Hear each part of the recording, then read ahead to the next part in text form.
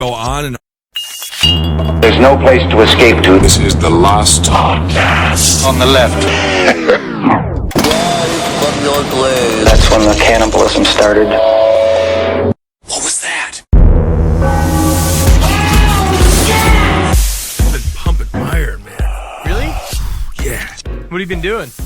A lot of Do you just do that and you sit in the house? all day now. I just go on and off my exercise bike and I pump iron. God, you must be Serious. frightening in the living room. I'm loving it, man. I'm doing push-ups on my knees. What does Travis do? Does he just sit and just Looks watch at me. It's like, if he comes in here with an AK-47, he's about to shoot up the fucking Capitol building. All right, welcome to the show, everyone. I am Ben Kissel with Marcus Parks, and he's back from disgusting Los Angeles. He's in studio. I'm in even more disgusting New York City. Oh, yeah. I love it. As soon as I come over the BQE and I see that skyline, I go, all these other fucking cities are trying to be that skyline, but they can't be. They don't have the fucking guts. And they're not built on a trash heap. Yes. Yeah. We have the guts We to live on top of a gigantic radioactive trash heap. Wow, so brave. Brave. Well, speaking of trash heaps and overall things that are disgusting, this episode, I'm sorry, what we're going to talk about, it is disturbing to say the least. You say I'm sorry, I say you're welcome. All right, well, it's Children of God, Part 3, and it's just getting ookier and... Gookier. I say ookier and gookier. Sure. I don't mean gookier. We don't have to clarify. It's more of a spunky. You know what I mean. I- Very spunky. It's very, yes. Spunky. Yeah. All right. This episode made me feel like Pete Townsend doing research, quote unquote research. Yeah, me too. That's exactly how it feels. This is going to be the low point of our Children of God series. It's going to be a 4-parter. This right here is all of the disgusting stuff that we've been alluding to, that we've been heading towards for the last couple of episodes. This is it right here. This is why the Children of God should be wiped away. If you're babysitting right now, wait till you're done. Yeah, definitely. Don't listen to this with a child or If you have anybody. a child like on your knee, Nuh-uh. get rid of it. Go away. Get out of there. You're disgusting, first of all. No, if you're walking near a playground, or even if you're thinking about having a child, don't listen to Don't it. listen to this No. podcast. Absolutely not. So let's start off with flirty fishing. Now, flirty fishing is something that we've been alluding to for a while now. Let's finally get into this practice. Flirty fishing was a form of religious prostitution based on Matthew chapter 4, verse 19. Follow me, and I will make you fishers of men. But basically, he was talking to Paul and Thomas, who I assume must have had the sweetest apple bottoms in all of America. All the walking, all of the yeah. whatever in Jerusalem at the time. Jerusalem. Because Jesus Christ was just surrounded, and don't get me wrong here, but I assume by 12 homosexual men in the desert. Oh, tight men. There wasn't enough food to be fat. And so they're walking around dressed as ladies like Bugs Bunny in the cartoons from the Looney Tunes cartoons and attracting men, and then they'd flip off the fucking dress and be like, oh, got you. And then the guy that they fished was just like, oh, I knew all along. I could see mustache at bottom of scarf. Yes. I don't think this was supposed to be a parable or an analogy for sex. It was supposed to be about saving people's souls, right? Well, I mean, Sure, that's whatever. That's what my parents led to me to believe. Yeah, Anyway. and you remember when we were in high school, there were all those douchebags that wore the hooks on the bills of their caps? Yes. What was that about? That was about fishers of men. They That's- just liked bait. Everybody this is all. I mean, yes, of course it was supposed to have a nice meaning, but this is the coolest meaning of all. Flip it into prostitution. I guess so. Yeah, I always thought they were just ready to fish whenever they were looking for a bass.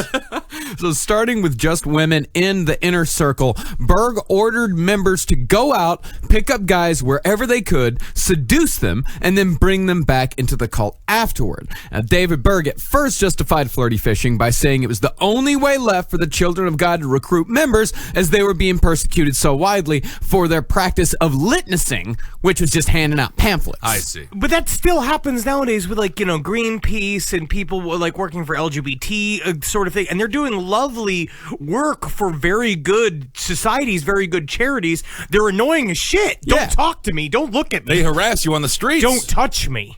Which is why. Do they touch you? They sometimes will do that thing where they try to flirt and they touch your arm, and I'm like, "Don't you fucking touch me? Yeah, don't touch me. I'll burn your whole building down." And I escalate. Yeah, I'm you a seem Marxist. to bring it to another level there. Yeah, what they're saying is that they needed a more clandestine way to recruit members through unconventional methods, and so flirty fishing was born. I do like the idea of Gary Ridgway picking up one of these Christian prostitutes, and then he's in a torture chamber. He's living the horror life that he wasn't even expecting. He thought he was going to kill them. And now he's a member of the Children of God. That's worse than anything. Oh, no. Gary Ridgway would have strangled her to death long before she started talking about David Berg. You're always right, dog meat. I'll have to give it to him once again.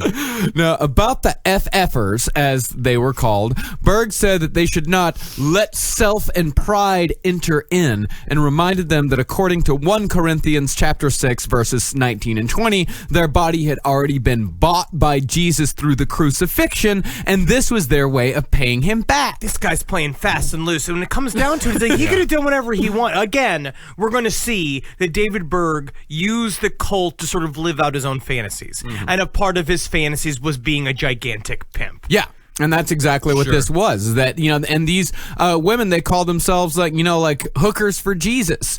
There was absolutely no pretending here. They knew exactly what they were doing. And that is kind of a biblical trope, Mary Magdalene and all that. Because that whole she was gang. blowing Jesus, right? Yeah. She blew the whole town, and he saved her life. And then you have to suck his dick if he saved your life. I would assume there's some documents that were missing. That's an Italian. That's an Italian rule.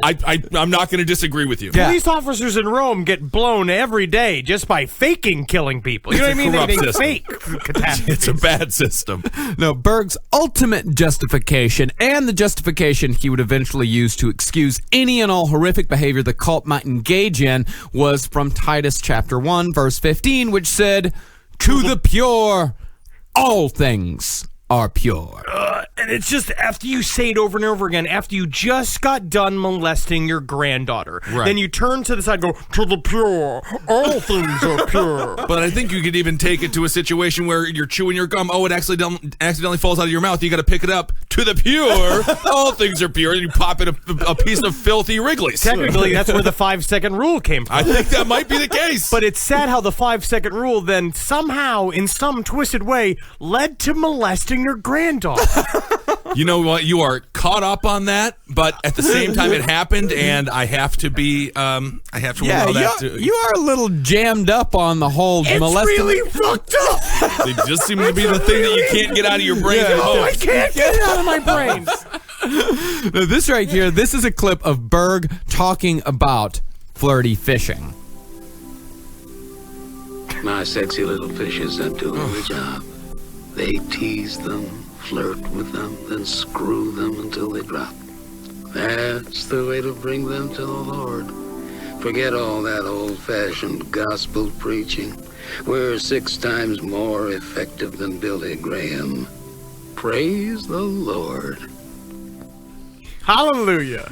Good God, he sounds like Bob Ross and the old guy from Family Guy, the child molester. He actually does kind of look like Bob Ross. a little bit. If Bob Ross only painted gaping, God knows. Asshole. Yeah, I don't want to say anything. This whole episode's so disgusting. But one thing I will say the term refreshing. What I find refreshing is that David Berg is at least out in the open about being a total sex deviant. Yeah. Where most priests do that on the private inside of their offices. He came out and he made pamphlets about it. Right. I suppose you know what you're getting into. Well, I mean, really, actually, you didn't know what you were getting into because a lot of times, the children of God, it would start off with, you couldn't even hold each other's hands. They really edged people into this. But that's just for the lifers. Those are the people who have been there since the very beginning. That shit flipped. Like, really, really fast. At this point, they're traveling all over the world. Once they got to the point that they were moving from compound to compound, when they got away from Fred Jordan's ranch, and they were, basically on the run 24/7, that's when people started fucking. Yeah. Okay. God, that must have been exciting, though, if not incredibly stinky, and also against every rule of family that's ever been. Yeah, it's like a non-musical version of when the band and Janis Joplin all got on that train. Yeah, Neil Young was there and Bob Dylan. They went through Canada. But it's not. It's that. Imagine if Neil Young was also your fresh, perfect daughter. See, it's another time where you seem to be caught up on that. I have no choice. Well, I don't. You do have it. Well, we're going to move on. Now, as with everything else in the Children of God, Berg tightly controlled every aspect of flirty fishing. Here are, according to David Berg in an illustrated Mo letter of the same name, the 7 F's of FFing. What is it with it about cults and using acronyms and using like and initials? Because they have to repeat this stuff over and over and over again. And if people hear just an acronym, they don't have to necessarily think about a concept anymore. They just think about it terms, as like terms. technical terms. It's because Scientology is obviously very guilty of that, with and the they, SPs and all the fucking horseshit. well, they repeat this shit over. They have to repeat it over and over so much to really get it stuck in their members' heads, and it gets a little cumbersome to say flirty fishing over and over and over and over again. It's also interesting, maybe only to me, but the fact that in the older ideas of earlier Jewish religions and Christian religions, it kind of seemed like they put more emphasis on the long things, on the big long Latin masses, and reading through the huge tomes of the Torah, where they thought that was more important because it was big and lofty and really complicated, where now in modern times it has to be really short and simple, and it has to be like TGIF. Yeah, thank God it is Friday. Now, let's go through these 7 FFs. Number 1, effective. That's Hold an on. E, though. Hold on. It has 2 F's in it, so if all these words have 2 F's in it, I'll still give them FFs. All right, sounds good. Effective. In just the first 4 years of FFing, Berg said they witnessed to over 400,000 souls, meaning that they talked to 400,000 people. They tried 400,000 times. They cast that lure out, whereas they only actually fucked 63,000. What's the percentages on that? 1 out of 7. Hell yeah. Was Wilt Chamberlain a child of God? Yeah, he was 3,000? He was half of that. Seems like a lot. Yeah, and out of those 1 out of 7, half of those stayed in the Children of God. I mean, 1 out of 2 ain't bad. That's pretty good percentages. 1 out of 2 out of 1 out of 7. Yeah. So that's actually, I think, 1 out of 14. I think it's 0.5 out of 7. Is it 1 out of 14? I don't know if that is. Everybody's shut up. I'm not a calculator. It's not a math podcast. Number 2, effective. That's not a word. Which is the same thing. He just made a new word and made it number 2. Effective? Effective and effective. You gotta be effective and you gotta be effective. David Berg again, refreshing in a way that he was very silly. I mean, he got drunk. Yes. We'll call it effective. And he was like specifically wine drunk, which is like Yeah. the type of drunk where like bubbles are coming out of your mouth and you're fingering your family. I'm sorry. Okay, well, again. Red teeth. Number Yeah, that makes the whole thing so much more. It just reminded me, imagine my like Grimace was my grandfather and he was blowing me as a child. Number 3, fruitful. That's the part he finally got to an F. Hey, all Fruitful. right. Do it as much as you possibly can with as many people as you possibly can. Hell yeah. Number 4, efficient. Okay. I mean, Really you know, bothering at this me. point, he's already fucking everybody, so it doesn't even matter. He's already torn your family apart. You can't sit here and mince words about fucking Fs. Well, I guess that is another 2 F word, though. Yeah, it It's in a is. strange way this is working out. Yeah, I kind of get, you know what? I'm kind of with you on that. So, as far as efficient goes, by the time flirty fishing came around, Berg had begun to abandon hippies completely. He said that their message, quote, must now be spread amongst our rich elders and influential businessmen, politicians, and government leaders if we are able to obtain their favor and protection and to continue to have opportunities to reach their young. Good Christ. You know, all He's these... right, though. now the 5th one, or actually, number 5, financial. Make your catches so grateful of your sexual skills that they, at the very least, will make a donation. And not coincidentally, a lot of FFers also worked as escorts. No way. That's stunning. So I love that he does call the John Payne, the prostitute, just a nice donation. Mm-hmm. Yeah, it's tipping them. Yeah, just a little tip. I don't know where the tip jar I is. think but they should be paid a living wage. I agree with that. Number 6, official. 2 Fs. Okay, wow. I mean, it again, still no, the fits. rule's already been set up. And that's make sure you fuck influential people who might be in a position to help out the family should any legal trouble arise. And that's just a good lesson for life. For anybody out there. Fuck somebody important. It'll help you. Yeah, ruin their life. Look what happened to Elliot Spitzer. You know, if they leave their socks on, they got money. That's a fact. Yeah, because he's too busy. Too busy. Don't take the socks off. And number 7, Forever. Hey, all right. In the first 4 years of FFing, 300 children had been born from the practice, as birth control or even pulling out was not allowed in the children of God.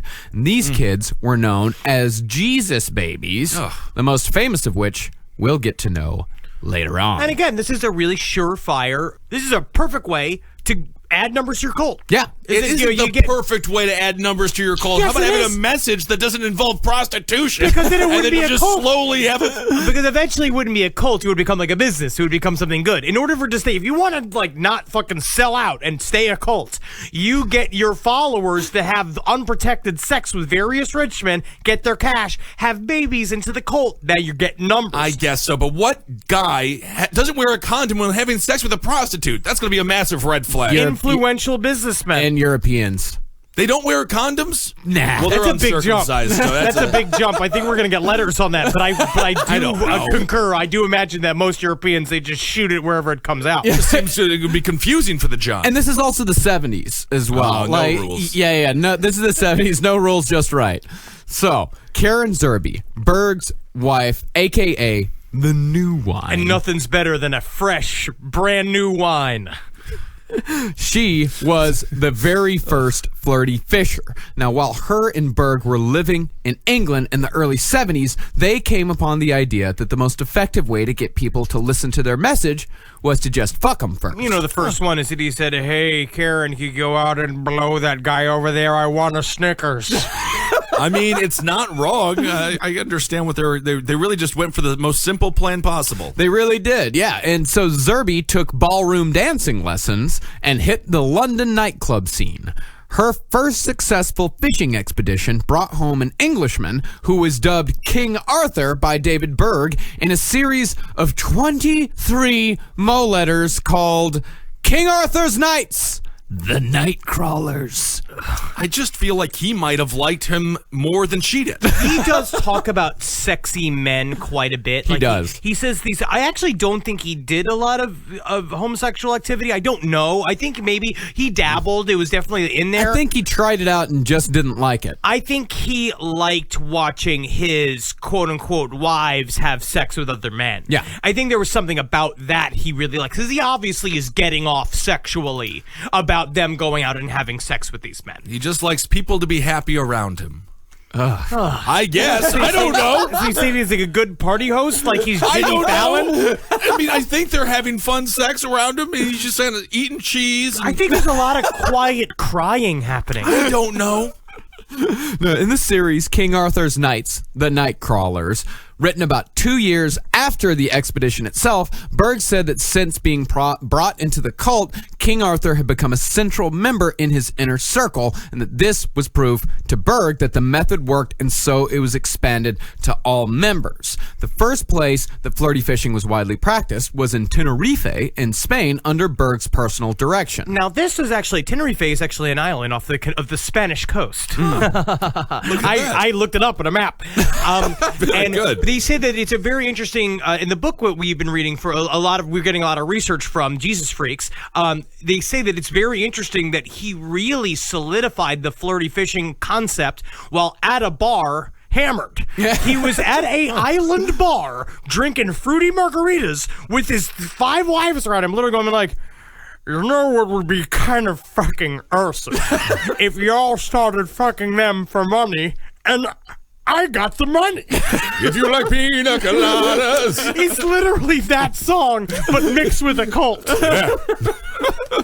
Yeah, he had a group of about 20 people, both men and women, and those people were instructed to cast their nets as wide as they could to catch as many fish as possible. He tested it out with these 20 people for a couple of years before he actually put it out into the general population. What an incredible life that must have been for a hot second, that leader of that cult. I mean, it's just, yes, it's For the terrible. prostitutes? No, not for them. David Berg. He's there I guess. on an island bar You got the steel drums. Bang, dong, ding, bodo, ding, dong, ding, dong, ding. Every day. I think that's the Caribbean. I don't think that's in Spain. That's an island. Isn't it? I don't know. Everybody's got steel drums. Just because it's an island doesn't mean it has If steel a country drums. has pans, they have a steel drum. Ding, dong, ding. Steel drum's the easiest Whatever. fucking instrument to play. You just go ding dong ding, bodo, ding dong ding.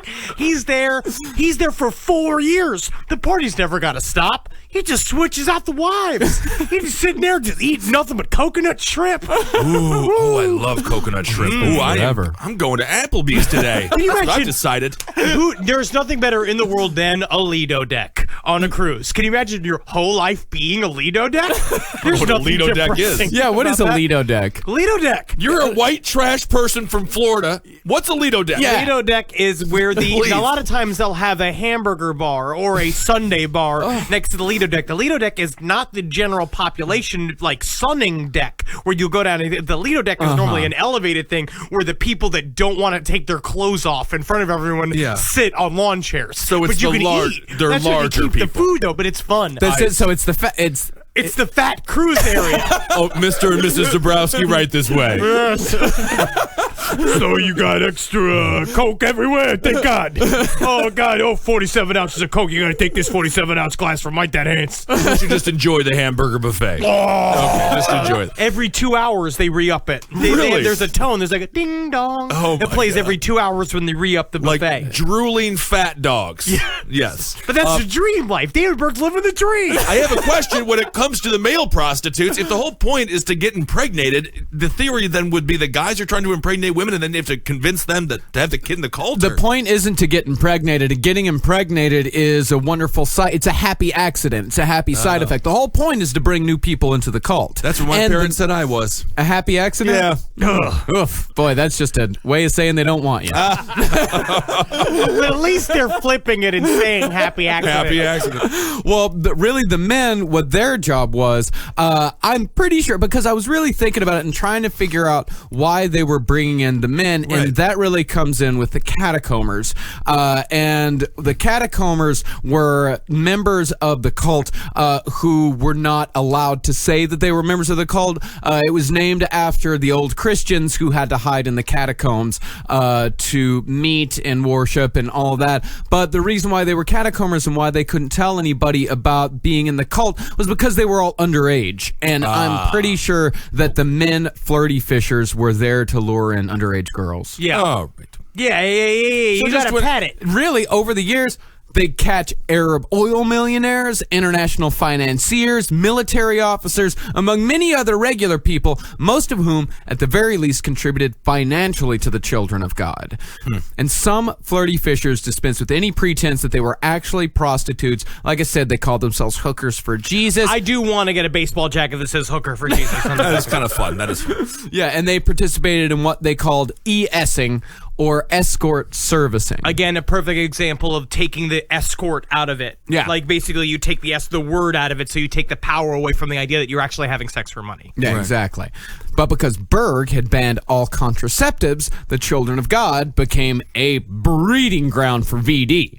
But Berg said not to worry, writing, Can you trust God you won't catch anything, including a germ or a sperm, and that even if you do, he'll keep or heal or help you to bear all things? Come on, man. Dig it. Get groovy with it, buddy. You got a bit of a... Is that a mole? Oh, you should get that checked out because it is growing. But don't worry, God will heal it. It's like a disgusting Dr. Seuss. Here's $5 coupon to the Burger King. Go over there and enjoy yourself, all right? Forget about that pesky, oh my God, it is spreading visibly in front of my eyes. Just looks like the map from Outbreak. Slowly turning red.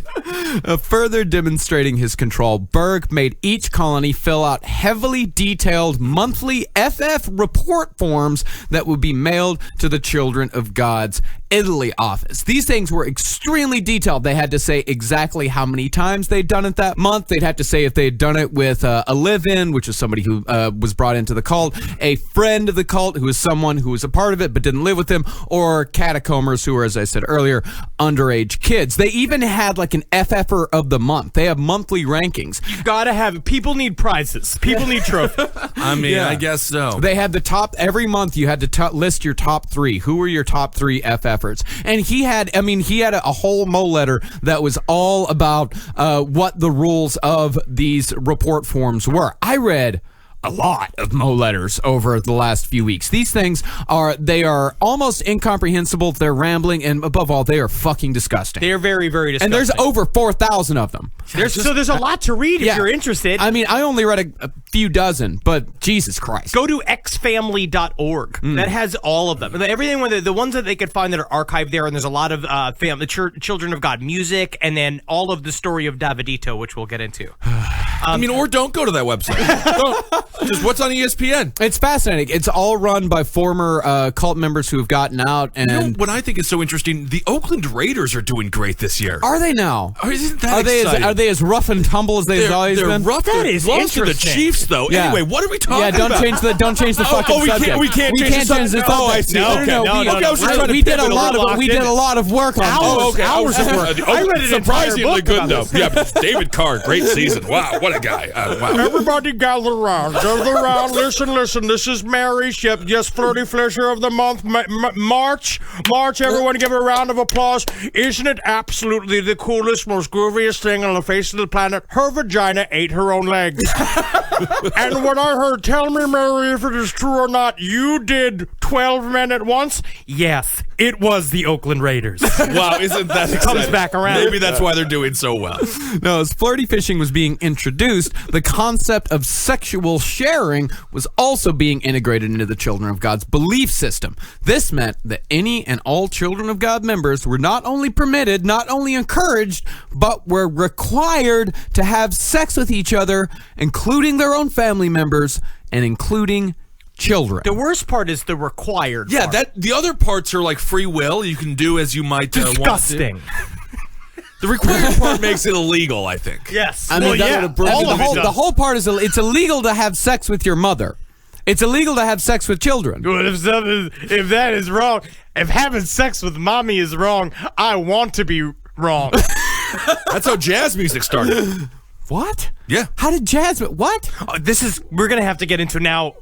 God. Yeah, I don't even know how to begin to Ben Kissel's understanding of music history. Jazz music started. Let's hear. You want to get into that? Yeah, I really want to hear how I say having sex with him. Let's give him a solid 45 seconds to explain how jazz music was started by having sex with their own mother. You can't have jazz music without tension.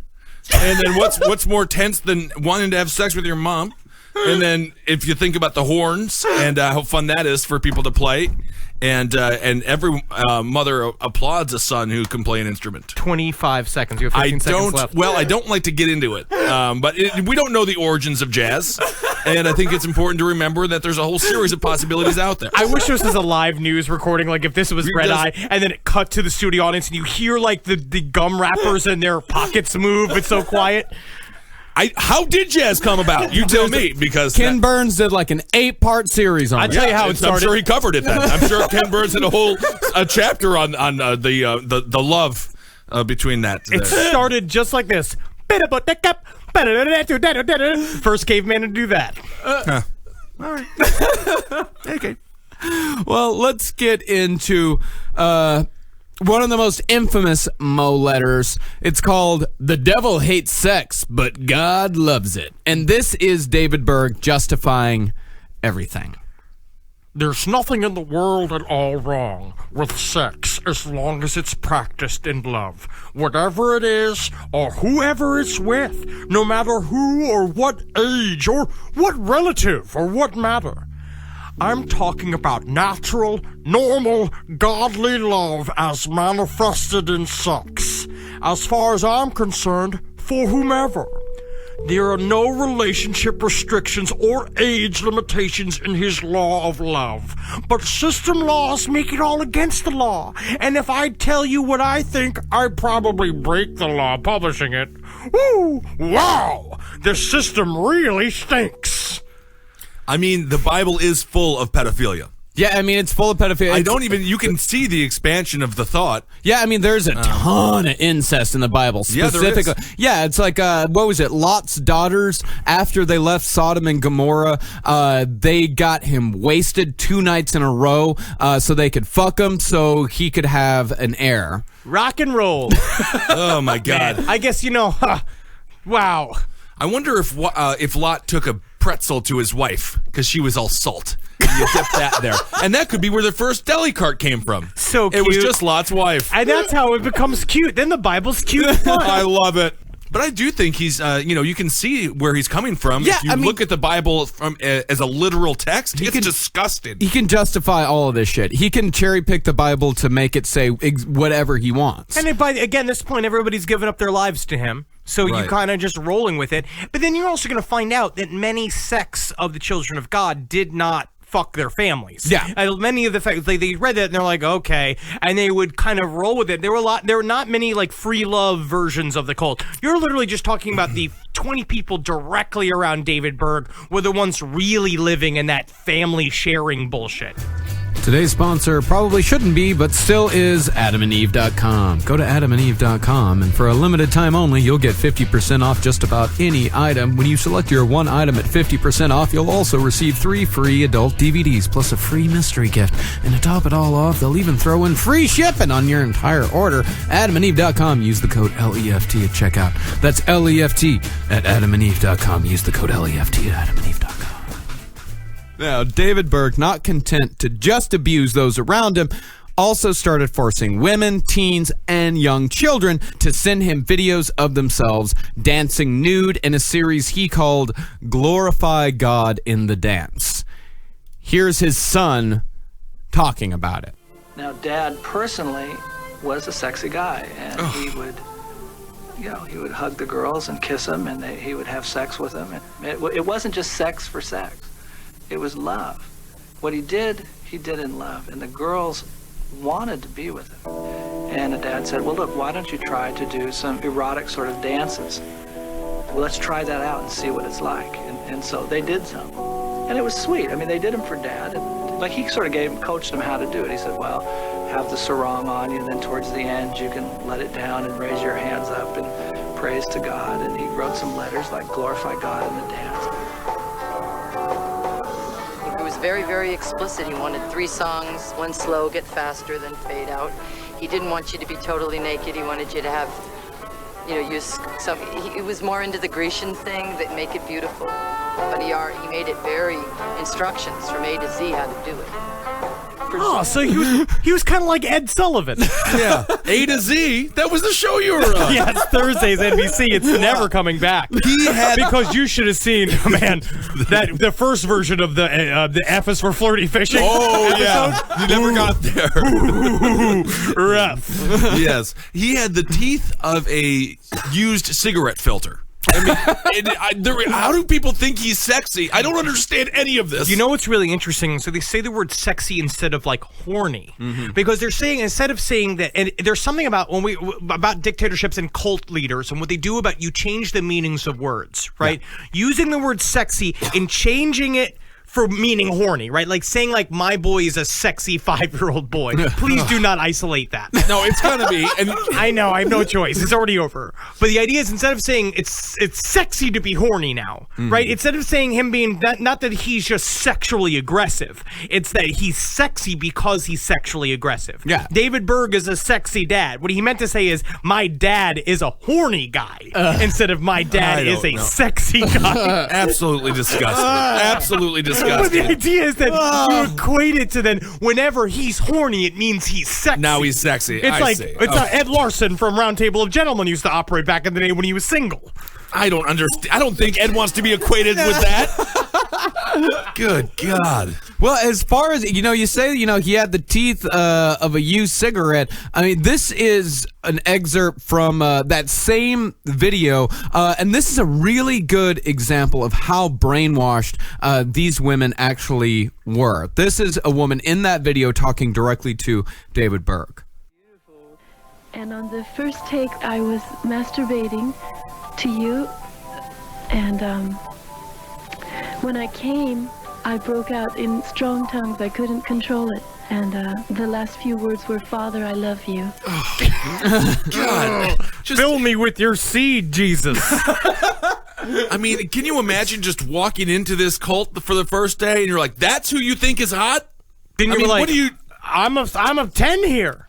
I guess that, like, really- Ron Jeremy is considered attractive by porn standards. It I don't actually know. probably keeps men in the cult. That's the whole idea, is you're trying to keep the whole society together. David Berg is the epitome of sexiness. Then, we walk in there. Well, the vast majority of cult members never saw David Berg in person. No. All they knew about, they rarely even actually saw photos of the guy. Usually the only thing they saw him from was in those illustrated Mo letters where he would draw himself as, like, your classic concept of God, pretty much. Bald head, long beard. Either he'd do that or he'd draw himself as a lion, like a man with a lion's head. A man with a lion's head. It was very interesting. And that's also how you isolate. You create the myth. Yeah. Well, I was reading this article about Prince, and they were talking about how Prince knew that from early on. It's like the less he said about his inner workings, how he did stuff, and the less he told people around him how he did stuff, the more mysterious he was, and it attracts people to you because they want to know, they want to investigate the mystery. Yeah. Mm-hmm. And David Berg knew that instinctively, being like, if I isolate myself, I create this gigantic utopian version of myself, and then it helps you, because it's easier to masturbate to a fantasy than to a real spinely old man with fucking horrible wine breath and like stained fingers. Yeah. Now, of course, not all the members of the Children of God went along with all this bullshit. Unfortunately for those members, most of them were teenagers because there were a lot of kids that were growing up, especially in the late 70s and mid-80s. These were kids that were born into the cult, what they called second-generation kids. And it's very interesting. The cult became really unstable when the kids that were born into the cult started becoming 13, 14, because they started becoming like of a normal mental age where they could reason for themselves and started being like, this is really fucked up. Yeah, And my started- parents are batshit insane. Yeah, so they started fighting against it. It's very cool. It's kind of almost like the Who song like came to life. It's like a Who song that come to life where the kids like took over, except they didn't. Yeah, and then of course they go and they fall in love with the Who, and next thing you know, Peter Townsend's arrested. Oh God, the whole thing's falling. You was Can these researching. kids just not get? Can they just be with a normal person once? Yeah, these kids, when they were rebelled, they were sent to what the cult called teen training. Teen training happened in secluded camps, usually in third world countries, the worst of which was in the Philippines, where rebellious kids would be subjected to public beatings, starvation, seclusion, being tied to their beds at night, and public humiliation. The most unsettling practice they had at these camps was the use of a crude elastic device attached to the ears and the corners of the mouth that physically forced a smile, a device that they called the smile machine. Well, I actually like that because it comes down to it. Smile on the outside first, and then you start smiling on the inside. It takes less muscles to smile than it does to frown. And with the smile machine, it takes no muscles to smile. And you know what I think is interesting? Again, I'm not going to say that this may be inappropriate. It'd be kind of fun to give some of the people who've given our podcast 1 star the smile machine so that they can enjoy something. Just smile. You're listening anyway. My favorite. I've listened to all 300 episodes. It stinks.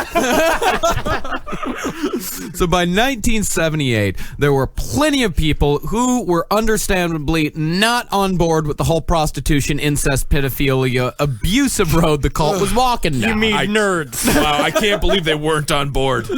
Yeah, so Berg instituted the RNR, or the Reorganization, Nationalization, Revolution, to purge those members who objected. And that same year, down in Guyana, Jim Jones would lead over 900 people to their death in the Jonestown Massacre, leading to a huge public backlash against cults that had been steadily building since the Manson days. Because at that point, like, cults were kind of scary. You know, the Manson family, they were billed as a cult, but it was more of a hippie type thing.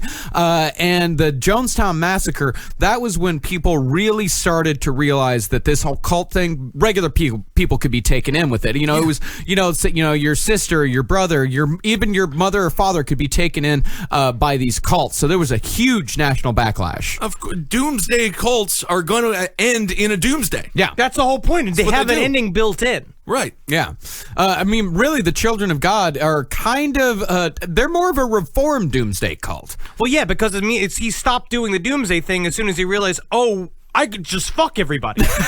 Oh, I see. Then life goes on. Yeah, then you realize it's because then you could fuck until the sun explodes. It doesn't matter. I don't know. Dab is a real sexy guy. I've heard the Raiders are great. Now 11-2, I believe. Last year, much worse. I guess you could call a group of men having sex with their children a group of Raiders. Bringing it back. I know. We have to. Thank you, Henry. Thank you. I appreciate that. Technically, he did a good job with that, but it's this episode. Yeah. Oh, yeah. This is the episode. And it's about to get worse. Oh, okay. Good, yeah. good, now, great. Berg, as he would do again and again throughout the years, saw the writing on the wall, faked a disbanding of the cult to get a little heat off himself, and changed the group's name to the even creepier Family of Love. That's like going from Jefferson Airplane to Jefferson Starship. Yeah, much scarier.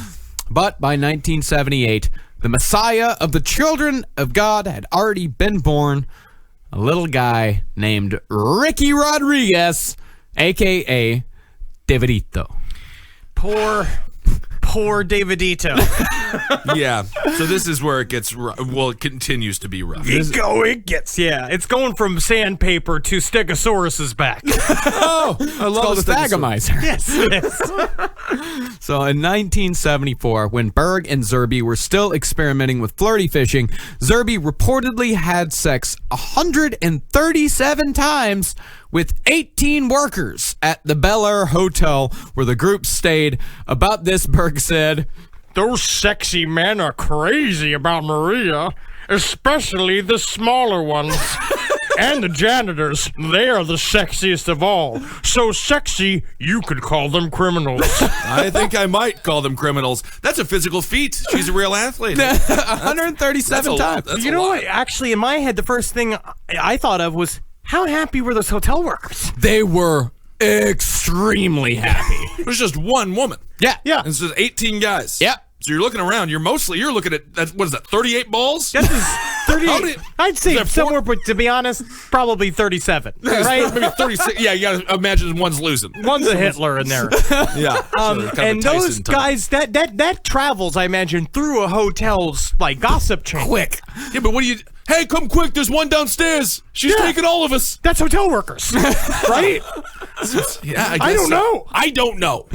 Yeah, no, Zerby eventually got pregnant. No way. And somehow pegged a waiter named Carlos as the father. Well, they played the not it game, and Carlos was the last one to say not He it. just showed up late because he was stuck in the bathroom with diarrhea. Why you guys all raising your hands? Not it. Oh, God. I'm the Padre?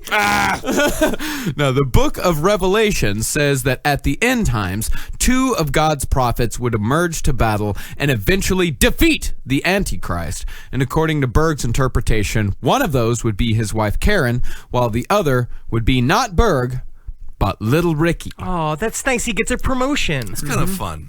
This decision came from Berg's obsession with the number 7, which also plays a huge role in Revelations, as we all know.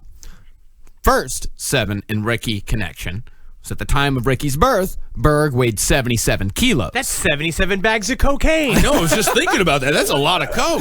Next, Ricky was born in the 7th hour of the 7th day, if you consider the beginning of the day to be 6 a.m. and Saturday to be the end of the biblical week. I'd say that's fuzzy math. That's That fuzzy, is fuzzy fuzzy math. math, but it's kind of true. 6 a.m., you could say that's the beginning of the day. No. Why? Technically, midnight's the beginning of the day. Well, What? no, 6 a.m. No, is the but beginning of the day. At 6 midnight, it's still night. Midnight is technically the next day. That's why I never next day. understand when people say it's really early morning, they mean 3 in the morning, but I say that's really late at night because normally I go to bed at 3 in the morning. But that's just because that's fuzzy math. It depends on what airport you're in. That depends on what business you're in. Yeah. 6 a.m. is not the beginning of the day. 8 a.m. When do cartoons start on That Saturday doesn't morning? happen anymore. That does not happen Yeah, it anymore. does. You are ancient. That does not happen anymore. 8 a.m. Furthermore, Ricky was born on January 25th, 2 + 5 = 7, And the bill at the end of the hospital stay came out to 7,000 pesetas. And it also went to 7 different creditors before it was eventually not paid. Oh my God! It's like the end of the movie Clue. It's just this is madness.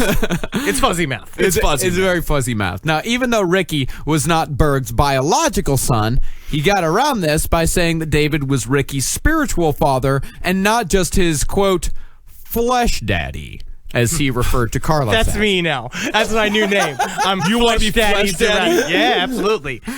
Otherwise, but to my friends, I'm Skinny Daddy. Nah, you're flesh daddy. Yeah, you're definitely Flesh Daddy. I would no rather- way is anyone calling you Skinny Daddy. Yeah, I don't want to call you flesh daddy, but I want to call you skinny daddy less. Okay, okay, less than that. So you're talking about, so you want me to call me Flesh Daddy 1/7 of the time, and then Skinny Daddy 1/14 of the time. Fuzzy math. I don't know if any of that works out. And Carlos, by the way, skipped the fuck out of there as soon as he realized he wasn't just having fun gangbanging the crazy American woman. Well, do you there know- was actual religion involved. Did you put there's one story of what happened. So Carlos did not know he was a father. When he showed up, Kathy went and got him and said, I have to show you something miraculous. Yeah, this is in the Mo letter, Life with Grandpa. And he does not know he did not know what was going on. They go to a hotel room where he did not know David Berg. The door's opened by this old man. And he's like, Carlos, Flesh Daddy, come inside. No clue what's going on. They walk to see a baby's crib. And he's just like, you're the father of our new savior. No clue that this woman that he's just been banging on the side, he is a hotel. Him and 18 other guys. Yes, and they all know that they've been having sex with her. He shows up. This woman is like, you're the father of the prophet. And he's sitting there, and David Berg pours them all a glass of wine, and he's just like, okay, now let the sharing begin.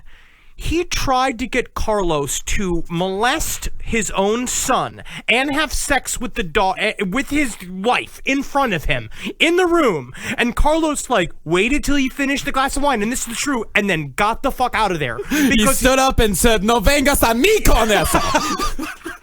But the penalties in the NFL, I feel like Goodell's got to loosen up the rules a little bit. You know, it's really hurting the game. But this is true. Is that Carlos, just in a world of just can you imagine that? This is why Tinder's gonna end in this.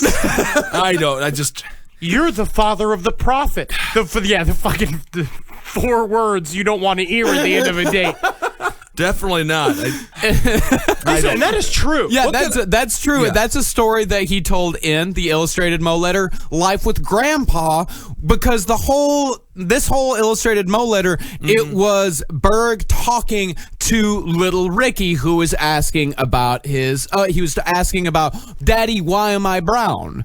You know, he's like, why am I brown and you're white? Well, you just be like, don't worry about it. John Leguizamo will explain this to you in a Netflix special, and you'll relate to him. Or my childhood friend Eric Rodriguez. I remember we were like 5 or 6 years old, and I remember saying to him at some point, I was like, I didn't understand. I was like, why are you browner than me? And he said, because he had a tan really young as a baby. Yeah, it's because you're like the whitest of all the races, Henry. Yeah, I'm brown. I'm Scottish. Yeah. I'm pink. Technically, I'm pink. So this was his explanation.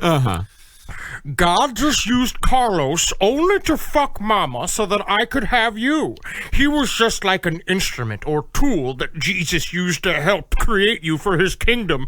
Praise the Lord. Yeah, Berg compared himself to a farmer, saying the crop belongs to the one who tended the soil, not the tools. He told Ricky, a penis is like a plow, and a woman's womb is like a furrow, in which the man plants his seed.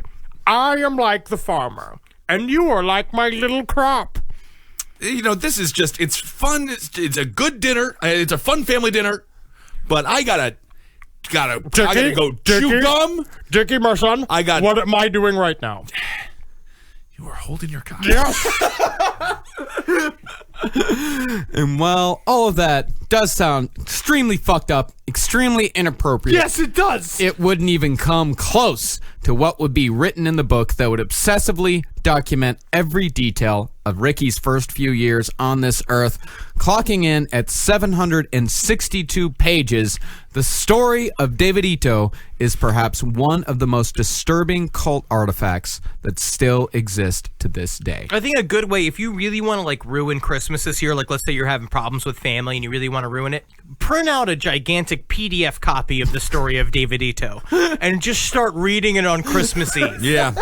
I would like to print it out and then put it inside of a Harry Potter book. And then just be like, have you read Harry Potter? You would be put in fucking Guantanamo Bay. And then my mom would be like, Harry Potter, I heard that's kind of fun. And then she's thumbing through that. And then that would be bad. And from now on, I will stop calling him Dickie. That's because good. it is a very serious story. It is. Thank you, Henry. No, I mean, really, like, Ricky, it's fucked up. Ricky Rodriguez is possibly the saddest person that we've ever covered. Like, this is really, this story, like, the actual story of, the guy, Ricky Rodriguez, which, really, the 4th episode is all about him. Like, again, it's only about him. Like, he is, he is a broken person. We remember in the abstract, this stuff is really ridiculous sounding, right? Yeah. Like David Berg, of course, is a ridiculous, disgusting old man, and you read it, and it's. You imagine you're like your grandpa, like grabbing at nurses' asses, like in a nursing home. Mm-hmm. But when it's actually your grandfather, it takes a level of, a truly tragic, like, angle. His life was tragic. Yeah. It was absolutely, and he had no chance whatsoever, like growing up in this shit, like really, because when you hear about all this shit, you're not really able to visualize like the victims of this type of situation and these types of people. And Ricky Rodriguez, we're going to be covering a victim here. Yeah. So originally published in 1982 and later re-released in a heavily edited version after they realized that people could use this fucking document to prosecute them for child abuse, the story of David Ito was supposed to be a manual for raising children. There is nothing, I think the most haunting thing about the story of David Ito is that what they did is they replaced their faces with hand-drawn drawings on top of all of their faces. Smiley faces. And it is brutal to look at. Yeah. No, it's not good. Not good. No, it's certainly not Stan Lee's best work. No, he always puts himself in the movies too, and I thought that was kind of inappropriate self-serving. Stan Lee isn't he's not an artist. He's more of a writer. If you said Steve Ditko, then that would make. I'm sorry. Henry's an idiot. I'm sorry. Is this Wizard and the Bruiser on Cave Comedy Radio? Go check it out. In the middle of this horrible story. Well, that's a perfect place to plug it, I think. No, the book was used as a guideline for the second generation of the Children of God, who, as we said earlier, were made up of members born into the cult, mostly Jesus babies born out of the tens of thousands of flirty fishing encounters. And remember, they thought he was the prophet, so they thought that every single bit of his movements needed to be recorded. His story needed to be told, and then if we're raising the prophet this way, every child within the Children of God should be raised this way. The Nixon-like ego on these maniacs. Yeah, having to record everything. Let's make sure to record all the felonies. Every felony I commit, let's make sure to record it. Yeah, and to give you a scope of how many people followed this book and believed that a kid named Ricky Rodriguez was the Messiah, in 1978, the Children of God claimed 8,000 members living in 228 communal homes worldwide. In 1983 alone, the year after the story of David Ito was published, the cult reported 746 births. You know what? I'm sorry. I don't have any sympathy for these cult members. These people are fucking stupid. Yeah, you are. I don't understand how anyone could read these mole letters. It just drives me nuts. You're a lost person. You're willing to believe in anything. You're at this point, you're looking for any sort of structure. You said this exact same thing with Om Shinrikyo. I hate the people. I don't know who can fall for this stuff. Millions of people watched Peter Pan live on NBC. Yeah, but and I watched a little bit of Hairspray live, and I thought that was actually pretty good. It was no John Waters Hairspray, but it was pretty good. Raiders. Woo! No, Ricky, often called the Brown Prince. I also will say I think that it was a relief because that was also Dr. Ben Carson's nickname throughout his college. He decided to change it when he ran for president. I thought that was very responsible. That is responsible. He was given forth to the cult as the perfect example of what a child should be, and his upbringing was the perfect example of how a child should be raised. And since his mother, Karen Zerby, was too busy with the day-to-day activities of the cult to actually raise him, most of Ricky's childcare fell to Sarah Kelly, a.k.a. Sarah David Ito, and Angela Smith, a.k.a. Sue Cowton. These women were two of Berg's elite flirty fishers, so who better to raise the Messiah. Platinum card holders. Sarah fell into the cult in the early 70s at the age of 18 and was Berg's secretary for 30 years, described as one of Berg's most dedicated and mindless followers, going so far as to freely offer her 7-year-old daughter to Berg for sexual purposes. And Sarah's sexual depravity when it came to children seemed to have no bounds whatsoever, as her sexual contact with Ricky began when the boy was just 17 months old. I'm going to actually also put this out there from her writings, and we're going to get into this, is I actually also think she was a little slow. I think that she was the perfect victim as well. Like, she got pulled into this thing. She was fucked up in the head, and because she was also not the smartest human being on the face of the planet, it's easy to flip these people. It's kind of like there's Gary a lot of Ridgway. dumb people who, but that's how I put Gary Ridgway is like this. Ed Kemper's kind of like this. So there's kind of people that are really like people that are kind of stupid that end up doing really I don't fucked think up things. she doesn't get the dumb pass. That's when you shit your pants on a ride at Noah's Ark. You know, you don't get to. A Kissel family story? No, I did not go to Noah's Ark. I didn't evacuate the wave pool. It's very specific. This Christian theme park. Noah's Ark is a great theme park in Wisconsin. Check it out. It's in the Wisconsin Dells, which makes a lot of money off of Native American imagery, but then they don't give any to the Native Americans. Anyway, this woman's disgusting. Okay. This woman is absolutely awful. Yeah. But really, you can compare these people to, the Manson girls. Yeah. Spacey idiots that can be turned into something evil. Yeah, they're getting they're taken in when they're 18, and they're just and they're just completely and totally flipped around until they do anything that this person tells them to. I understand. There's escalation and stuff like that. Yeah, it's just incremental escalation. And of course these people wouldn't be doing this shit on their own. Like Susan Atkins never would have murdered anybody if she hadn't hooked up with Manson. No, she had the infrastructure, which was good for her personality at some point. But then goes awry when it goes to murder. And I am against murder. That's very good. Thank you. So we were going to read some stuff I just read a bunch of stuff from Story of Davidito, and then we decided to cut it because it's blood fucking curdling. It's absolutely disgusting. And it's not like in a fun way, like the Albert Fish stuff is in a fun blood curdling way. Albert Fish stuff is that fun either. I think it's fun because of my life, how I've led my life up to this point. But it's because it feels like reading child pornography, and we read a lot of it ourselves. Yeah. So I think that now you're admitting to. I'm just saying, if you want to go ahead and really ruin your day, read the Story of Davidito, and it's on xfamily.org if you want. It's really fucking disgusting. Yeah, it's the like I said, it's the worst cult artifact that has ever existed, or at least in the 20th century. Yeah, and it's just like if you're driving your car and you were listening to us read it, you'd probably pull off into the other side of the highway.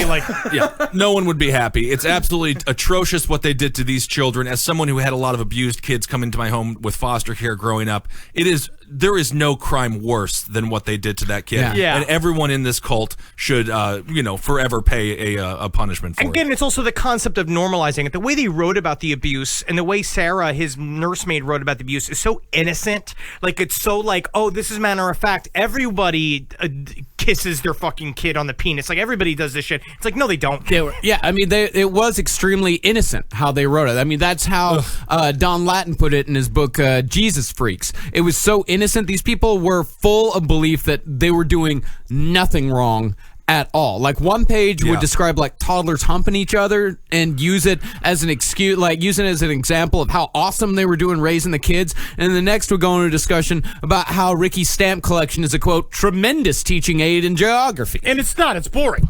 All right. Well, they should all be tortured forever. Well, they're all dead. All these people are dead. Yeah. Hopefully. No, they're not. Actually, most of them are still alive. Is they really? Sarah's still alive? Yeah. Sarah's still alive. Karen Zerbe's still alive. She's still in charge. Yeah. They're not only still alive, they're thriving. Well, they should all be brought to justice. That's what I say. I want John Walsh Put to your pants do a back show. on. No, John Walsh is done. John Walsh. He'll find them all. That's Yeah. what should happen. And Ricky, he was raised right alongside this other girl whose name was Davida. And Ricky was raised as the Messiah, while Davida was raised as what was supposed to be a sexually liberated child. And both were put forth as examples of Berg's child-rearing abilities. And so, as we said earlier, these people, they didn't put their own faces in there. Of course, they thought there's nothing wrong with this. This is completely normal. They obviously thought there was something wrong with this because they put their fucking smiley faces over their yeah, faces. but they were saying it's the system that's going to come after us for this. This would be one of the areas where I agree with the system. That's why the system is there. Kind of have to, because there's a bunch of religious fanatics going around doing horrible things to people. This is actually the whole reason why the system exists. If people weren't fucking their families, anarchy would work. That's a good point. Now, while the main perpetrator was definitely the nanny Sarah, there was another nanny present, Sue Cowton, who, while she didn't participate as hardcore as Sarah did, would be the only one to pay for her part in the story of David Ito, which we will cover in full on the next episode. And that gets kind of intense. The story of David Ito gets fucking really, really intense. Yeah, because then it turns into the story of just a kid named Ricky, who's trying to deal with this horrible upbringing that he had. Kid named Ricky turns into armed dude named Ricky. Yeah, Ricky with the knives. Well, you can't disagree with him for being upset. No, you can't. You can't. You can't. No, I mean that's what breeds these sort of people, And that's what we're really going to get into the next episode. Is it's pretty much the more than anything, it's the brain of a vigilante. Yeah. It's All right. So sort of, it's like Batman. Yeah, but then we'll get to see what actually happens if Batman exists, and also he was an electrician. Batman was kind of an electrician. In a way. He knew a lot about gadgets and stuff like that. All right, so that's Children of God Part 3. We'll get into Part 4 after this, and then we'll be done with this, and they'll never talk about this subject again. Yeah. I hope everyone can forget the subject, quite frankly. That's it. The problem is that we're latched onto a horse that's called We Like Details. You know what I mean? Yeah. And I think that's a good name for a horse running in the Kentucky We Derby. Like Details. We Like Details. Yeah, that is a good horse name. But the problem of a horse called We Like Details, when he does the Children of God race, the Kentucky Derby Children of God race, at the end of the race, he doesn't get to the finish line. He blows his fucking brains out. Yeah, well, I would agree. I would hope that everyone in that cult probably should have. But Oh, good that's Lord. my opinion anyway. Yeah. And that's my opinion anyway. That's the new segment from Ben Kissel here. I think they all should have blown their brains out. Well, thank you guys for listening. We got a bunch of live dates coming up. We're going to be in Portland, Seattle, December 16th and 17th. God. Marcus, I know you like to dig holes, and this is sort of, a philosophical one. Or what do you call it? A grave. A grave. Well, Henry handed me the shovel. There it is. Yeah. Good And job. you know what? And we got to deliver the truth. All right, it comes down to it. It's the satanic light of fucking honesty, man. We can't fucking gild over the fucking details. No, and to some degree, I actually agree, because these are disgusting details, and you got to understand how gross it is to really combat it and understand how serious these problems are. Groupthink is bad. Yeah. And this is one of those things where groupthink always leads to fucked up shit like this. It never fixes society. There's never an example. I've not saw an example of a cult making something good for society. If you have 5 friends and you all have the same haircut, it's a cult. It's a cult. Get out. Get out. Just don't do it. Wearing the same color Nike. You're out. You get get a out. cult. Look Get out around of it. right now. Yeah. If everyone has the same shoes, everyone has the same haircut, and you're considering only wearing robes, get out. Get out. Yeah, that's exactly why we cover this stuff. That's exactly why we get into the details, so people can really see the consequences. They can really see what happens if you get into this bullshit, and you can see what happens if you mindlessly follow anyone. And little allowances build up to something big. Exactly, little things. And that's even in personal relationships, too. Everything. And Everything. All abusive relationships. It's a stupid concept, which I guess they found is real. The idea that if you throw a frog in boiling water, it hops out, but if you just turn up the temperature, it'll fucking die in there, which apparently scientists say is wrong. So why is it still a fucking saying? But at the same time, if you look at little allowances, they can also really be beneficial. The Raiders were drafting offensive linemen. And everyone said, why are they drafting offensive linemen? Who cares? And look at the team they have now. Yeah, what a strong core. Finally. But as Henry said, like, a cult is essentially an abusive relationship. That's it. There are these little things that get turned up more and more and more, and you say yes just a little bit at a time. And you feel icky about it. You're like, but I like all the good parts. He's got good things. There's good days. There's good times in the cult. And now, but it's like, fuck the bad days. But then all of a sudden, the bad days outweigh the good days, and all of a sudden you realize, this whole thing's been bad. You're tied economically to them. Your entire existence is related to them. You're making fucking weaponized botulism in a warehouse. Waking up early and taking the train in Japan. That's a big reason why a lot of these people didn't leave, because really the children of God, this whole the whole pedophilia, incest thing, this was, as Henry said, this is a small group of it. This is a very small part of the children of God, because we have a ton of listeners who were former Children of God members or had family members that were in the Children of God. We've gotten a ton of emails and Facebook messages. A lot of these people just kind of got wrapped up in this weird thing. They didn't go all the way with all the sexual sharing and all that type of shit. But they like living like this weird kind of hippie lifestyle. A pure lifestyle with God. They're supposed to have a pure relationship with God that was all about getting rid of property and identity and getting rid of all of these concepts. And it gets to a point where we have some of that stuff for a reason. The one thing that's never really talked about these people who are in the cults, they're a bunch of elitist scumbags in their own right. They look at normal people as if we're wrong. That's the whole point. That's they're the ones who are projecting. Yeah, they're the 1%. Thank you, Bernie. No, the whole point of Children of God especially is the being the elite, understanding, knowing, having the knowledge that nobody else has. Kind of like being a Patreon donator here at Last Podcast on the Left. Go to patreon.com/Last Podcast on the Left to contribute to our Patreon. If you really want to truly be of the inner sanctum of people that understand what's going on in society. Well, speaking of the inner sanctum, on Abe Lincoln's Top Hat, we did talk about politics a little bit today. You can follow up on what's happening with Trump and his cabinet. It's very exciting. It came out today. Could be Bobby V as ambassador to China. Bobby Valentine, manager of the New York Mets. The New York Mets. Bobby V. We're doing fine. Everything is going great. So, yes, thank you guys so much for supporting the show. It's Abe Lincoln's Top Hat's doing great, new and noteworthy. We really appreciate everything. And Roundtable of Gentlemen, check that show out. Wizard and the Bruiser, that was mentioned earlier. And Page 7, Sex and Other Human Activities, and all the shows here on CCR. Absolutely. And, we mentioned the Patreon earlier, and that ties into our upcoming live shows.